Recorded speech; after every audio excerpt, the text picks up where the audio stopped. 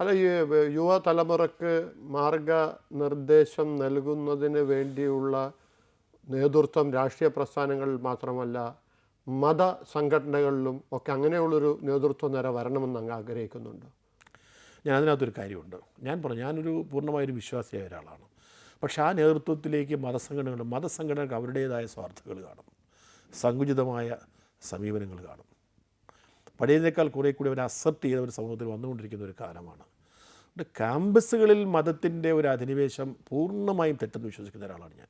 അല്ല, പക്ഷേ ക്യാമ്പസുകളിലേക്ക് വരണം എന്നില്ല. സമൂഹ ജീവിതത്തിൽ, കുടുംബജീവിതത്തിൽ മത പൗരോഹിത്യത്തിനൊക്കെ ഒരു ആത്മീയ ചിന്ത കുത്തിവെക്കുന്ന കാര്യത്തിൽ ആത്മീയ ചിന്ത നല്ലതാണ്, ഒരു ഫിലോസഫിക്കൽ അപ്രോച്ച് നല്ലതാണ്.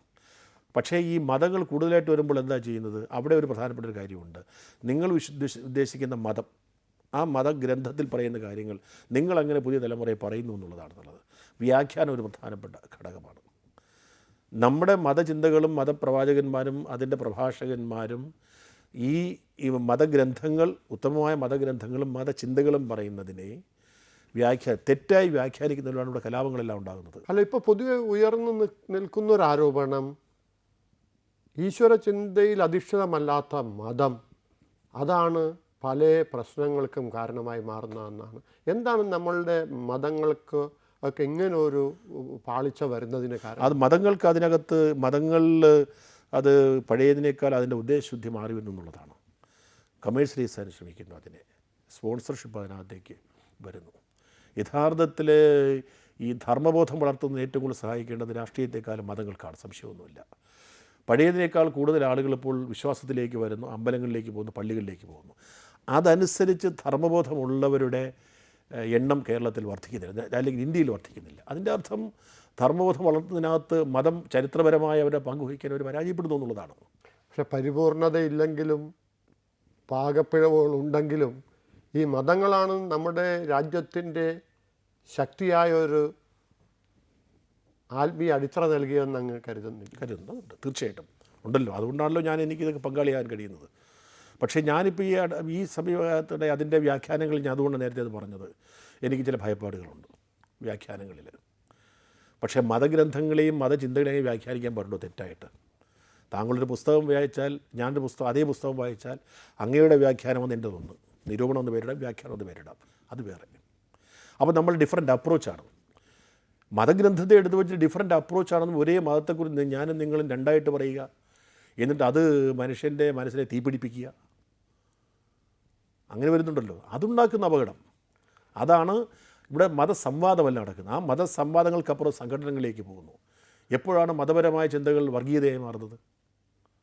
താങ്കൾ പറയുന്ന തരത്തിലുള്ള ഉദാത്തമായ ഒരു ഇതിലേക്ക്, മനുഷ്യഹൃദയങ്ങളിലേക്ക് മതത്തിൻ്റെ ചിന്തകൾ പോകുന്നു എങ്കിൽ ഇവിടെ ഇതിൻ്റെ ഒരു സംഘർഷത്തിൻ്റെയും ഒരു കാര്യമില്ലല്ലോ. ഇന്ന് നമ്മൾ നേരിടുന്ന ഏറ്റവും വലിയ സംഘർഷവും മതത്തിൻ്റെ പേരിലുള്ളതാണ്. നമ്മുടെ വിശ്വാസങ്ങളിൽ നാം വെച്ച് ആരാധിക്കുന്ന ദൈവങ്ങളുടെ പേരിലാണ് ഇന്ന് കേരളത്തിലും ഇന്ത്യയിലും ഏറ്റവും അധികം സംഘർഷങ്ങൾ നടക്കുന്നത്. എല്ലാ മതങ്ങളുടെയും സത്യവാദത്തിൽ വിശ്വസിക്കുന്ന ആളാണോ കാർത്തികേയൻ? തീർച്ചയായിട്ടും. അതെന്താണ് അങ്ങനെ ഒരു കാഴ്ചപ്പാടുണ്ടാകുന്നതിന് കാരണം? ഞാൻ പറഞ്ഞല്ലോ, ദൈവമെന്ന് പേരിട്ടാലും പ്രകൃതിയുടെ ഒരു ശക്തി, പ്രപഞ്ചത്തിൻ്റെ ഒരു ശക്തി, കാറ്റ്, മഴ, ഈ കടൽ, കായൽ, കുന്നുകൾ, ഹിമാലയം, അഗാധമായ കടൽ, ഇതൊക്കെ ഉണ്ടല്ലോ, ഇതെല്ലാം ഉണ്ടല്ലോ. ഇത് മഹാത്ഭുതങ്ങളല്ലേ? ഇതൊക്കെ മഹാത്ഭുതങ്ങളെ ഞാൻ കാണുന്നു. അപ്പോൾ ഇതിനകത്ത് ഇവിടെ ഒരു സൃഷ്ടാവിൻ്റെ ഞാൻ കാണുന്നു അതിനകത്ത്. അതുകൊണ്ട് അതിനകത്ത് പിന്നെ ഞാൻ ബൈ ബർത്ത് ഞാൻ ഹിന്ദുവായപ്പോൾ സ്വാഭാവികമായിട്ടും ഞാൻ സ്വീകരിക്കുന്നതും ചടങ്ങുകൾ അതെല്ലാം ഹിന്ദുവായപ്പോൾ, അതുകൊണ്ട് മറ്റതിൻ്റെ ഒരു ഇല്ലെന്ന് പറയുന്നില്ല. കഴിഞ്ഞ 2 വർഷമായി ഒരു പ്രധാനപ്പെട്ട വർഗീയ സംഘടനം ഇന്ത്യയിൽ നടന്നിട്ടില്ല. അതുകൊണ്ട് ഇന്ത്യ ഒരു മതേതര ചിന്തയിലേക്കുള്ള തിരിച്ചുപോക്ക് ആരംഭിച്ചിരിക്കുന്നതുമാണെങ്കിൽ കണക്കാക്കാവോ? തീർച്ചയായിട്ടും ഒരുപാട് അനുഭവങ്ങൾ നമ്മുടെ ഈ മനസ്സുകളെ ഒന്ന് പാകപ്പെടുത്തിക്കൊണ്ട് വരുന്നുണ്ട്. തീർച്ചയായിട്ടും താങ്കൾ പറഞ്ഞത് ശരിയാണോ? അതുണ്ടാകണം. അതല്ലെങ്കിൽ ഇന്ത്യ പോലുള്ള രാജ്യം നിലനിൽക്കാൻ കഴിയില്ല. ലോകത്ത് എവിടെയും ഇല്ലാത്ത ഒരുപാട് രീതികളുള്ളത് താങ്കൾക്കും അറിയാമല്ലോ. മറ്റ് രാജ്യങ്ങളിൽ ജന്മമെടുത്ത മതങ്ങൾ ആ രാജ്യത്ത് പോലും ഇല്ലാതായിട്ട് നിലനിൽക്കുന്ന രാജ്യം ഇന്ത്യയാണ്. അത് നമ്മുടെ ഒരു മഹാമനസ്കതയാണ്. അവസാനം ആ മതങ്ങളുടെ പേരിൽ നമ്മൾ ബുദ്ധിമുട്ടാൻ പാടില്ലല്ലോ. അതുകൊണ്ട് താങ്കൾ പറഞ്ഞതുപോലെ ഈ സൗഹാർദ്ദങ്ങൾ വർദ്ധിച്ചു വരുന്നത് നല്ലതാണ്. അല്ല, പ്രത്യേകിച്ചും നമ്മൾ ഒരു ഒരു ഒരു ഒരു- ഒരു രാഷ്ട്രമെന്ന് പറയുന്നതിനേക്കാൾ കൂടുതൽ വിവിധ ദേശങ്ങളുടെ ഒരു സങ്കലനമാണ് ഇന്ത്യ എന്ന് പറയുന്നത്. എന്നിട്ട് പോലും 50-57 വർഷക്കാലം ഐക്യബോധത്തോടുകൂടി രാജ്യം നിന്നത് അങ്ങനെയുള്ള ഒരു അടിത്തറ ഈ രാജ്യത്തിനുള്ളത് കൊണ്ടാണ്. അത് നമ്മുടെ ഒരു മഹാപാരമ്പര്യത്തിൻ്റെയും പൈതൃകത്തിൻ്റെയും ഉള്ളത് തന്നെയാണ്. പക്ഷേ ചില സന്ദർഭങ്ങളിൽ ഇന്ത്യയുടെ ദേശീയത ചോദ്യം ചെയ്യപ്പെടുന്നു. അത് ചോദ്യം ചെയ്യാൻ പാടില്ല. ഇന്ത്യൻ ദേശീയത, ഇന്ത്യ എന്ന വികാരം അത് അല്പം നേരത്തെ താങ്കൾ പറഞ്ഞതുപോലെ കുറേ കൂടി പഴയതിനേക്കാൾ ശക്തി ഉണ്ടായി വരുന്നു.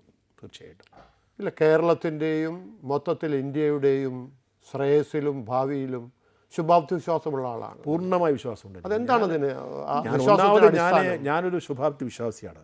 രണ്ടാമത് എന്തിനേയും പ്രസാദാത്മകമായി കാണുന്ന ഒരാളാണ് ഞാൻ. നമ്മുടെ ഇന്ത്യയുടെ ഈ മനുഷ്യ സമ്പത്തിൽ പൂർണ്ണമായ വിശ്വാസമുള്ള ഒരാളാണ് ഞാൻ. ഇടയ്ക്കിടയിൽ തെറ്റുകളൊക്കെ വന്നു വരാം. എല്ലാം ഇതിനെ സ്വീകരിച്ചുള്ള ഒരു സമൂഹമാണ് നമ്മുടെ സമൂഹം.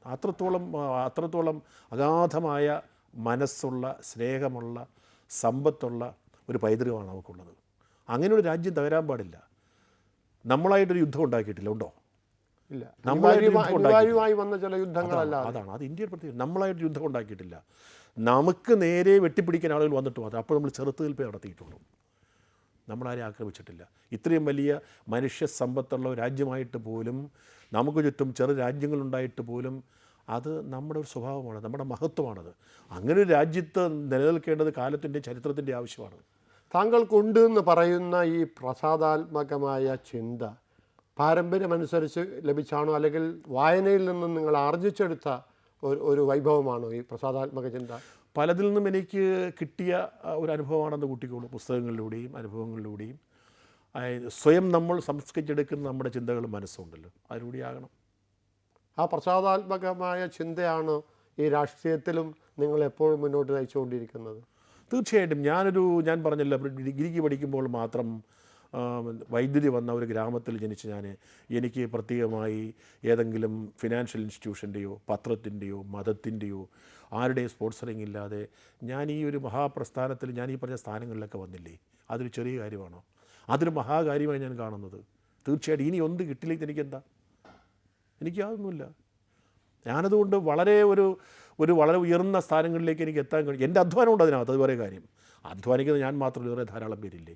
അതുകൊണ്ട് ഞാൻ സന്തോഷിക്കേണ്ട കാര്യങ്ങൾ മാത്രമേ ഉള്ളൂ.